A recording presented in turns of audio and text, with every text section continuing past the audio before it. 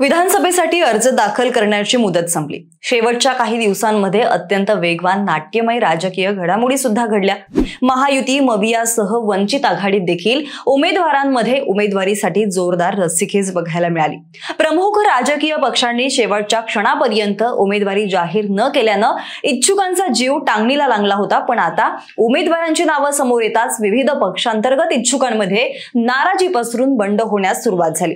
ज्यांना बंड शक्य नाही त्यांनी जाहीरपणे नाराजी व्यक्त करायला सुरुवात केलेली आहे। विधानसभा निवडणूक लढवण्याची तीव्र महत्त्वाकांक्षा ठेवून तिकिटासाठी प्रयत्न करणाऱ्या विविध पक्षातील अनेक इच्छुकांचा शेवटच्या क्षणी हिरमोड झाला आणि त्या नेत्यांनी उमेदवारी न मिळाल्यानं बंडाचा झेंडा हाती घेतला। आता या पक्षांतर्गत बंडामुळे एकास एक उमेदवार देण्याचे आणि जिंकण्याचे दोन्हीही आघाड्यांचे समीकरण बिघडू शकतं। हे लक्षात घेता हे बंड शमवण्यासाठी प्रयत्न होताना दिसतात। आता हेच बंड शमवण्यासाठी महायुती आणि महाविकास आघाडी नेमक्या कोणत्या पर्यायांचा अवलंब करणार पाहूयात आपल्या आजच्या या व्हिडिओमधून। नमस्कार, मी मयुरी आणि तुम्हाला तर माहितीच आहे आपला विषयच भारी आहे। सध्या सर्वात जास्त गाजतंय ते बंड म्हणजे श्रीनिवास वनगा यांचं। पालघरमध्ये त्यांना डावलून राजेंद्र गावित यांना शिंदे यांनी तिकीट दिल्यानं वनगा नाराज आहेत। काल तर चक्क श्रीनिवास वनगा हे नॉट रिचेबल झालेले होते। दरम्यान श्रीनिवास वनगा हे 36 तासांनी आपल्या घरी परतले। त्यानंतर ते पुन्हा एकदा मित्रांसोबत बाहेर गेले आणि यामुळेच कुटुंबियांची चिंता मिटलेली होती। त्यांची पत्नी सुमन वनगा यांनी श्रीनिवास वनगा विश्रांतीसाठी नातेवाईकांकडे गेल्याचं सांगितलं होतं। विश्रांतीनंतर ते काही दिवसांनी घरी परततील, यानंतर ते प्रसार माध्यमांशी संवाद साधतील अशी माहिती कुटुंबियांनी दिलेली होती। श्रीनिवास वनगा हे मित्रांसोबत बाहेर गेल्यानंतर आता त्यांचे कुटुंबीय सुद्धा गायब असल्याची माहिती समोर येते।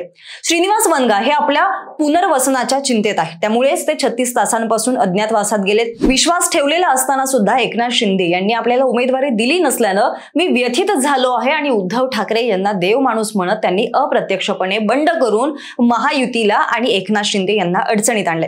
दरम्यान वनगा यांची सुद्धा ही नाराजी एकनाथ शिंदे यांच्या उमेदवारीसाठी घातक ठरू लागली। तर एकनाथ शिंदे यांच्याबद्दल नेमका काय निर्णय घेणार हे पाहणं देखील आता औत्सुक्याचं ठरणार आहे। पण तरी सुद्धा आता वनगा किंवा अशा अनेक बंडखोर नेत्यांचं पुनर्वसन कसं करायचं हा मोठा प्रश्न महायुती आणि महाविकास आघाडी समोर आहे।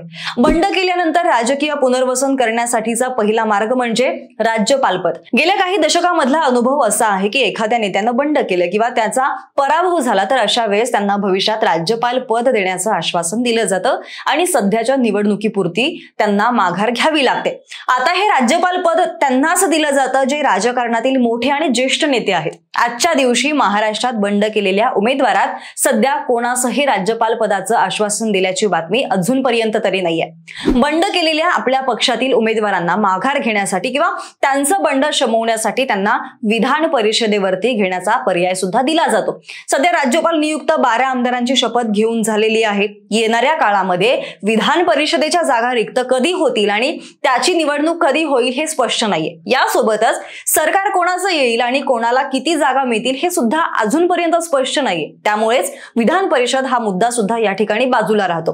पण विधान परिषदेवरती घेण्याचे आश्वासन हा बंड शमवण्यासाठीचा लोकप्रिय मार्ग आहे। चित्रा वाघ यांना विधान परिषदेवरती घेणं हा यातलाच प्रकार होता। यातील तिसरा पर्याय जो या ठिकाणी आहे तो म्हणजे एखाद्या आयोगावरती त्या उमेदवाराची वर्णी लावण्याचा।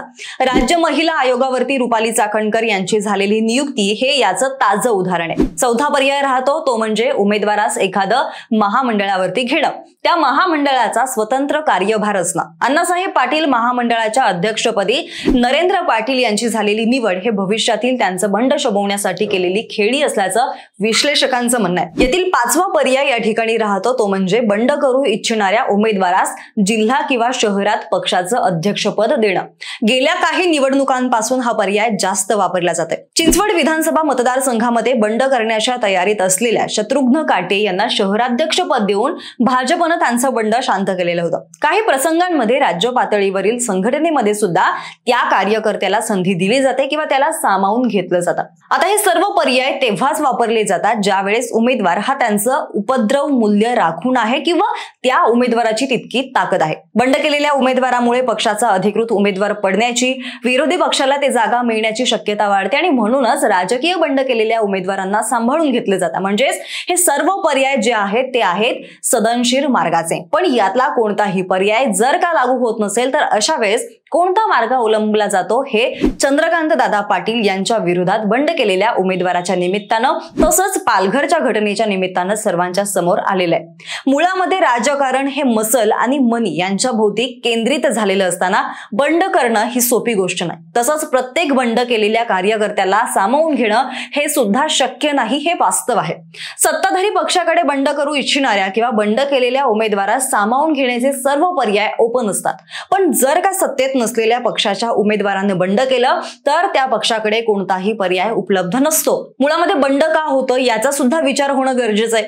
निवडणुका होत आहेत कारण आपल्या देशामध्ये लोकशाही आहे, पण पक्षांतर्गत लोकशाही कितपत आहे याची चर्चा किमान या बंडाच्या निमित्तानं तरी व्हायला पाहिजे। बाकी तुम्हाला काय वाटतं? सध्या महायुतीला आणि महाविकास आघाडीला जे बंडाचं ग्रहण लागलंय त्यावर कसा तोडगा काढला जाईल आणि बंडखोरांमुळे कोणाच्या कुठल्या जागा धोक्यात येतील? तुमची मतं आम्हाला खाली कमेंट बॉक्समध्ये जरूर कळवा आणि हा व्हिडिओ आवडला असेल तर लाईक करा, शेअर करा। सोबतच अशाच माहितीपूर्ण, राजकीय आणि इंटरेस्टिंग घडामोडी पाहण्यासाठी आमच्या विशेष भारी या YouTube चॅनलला सबस्क्राईब करायला विसरू नका। धन्यवाद।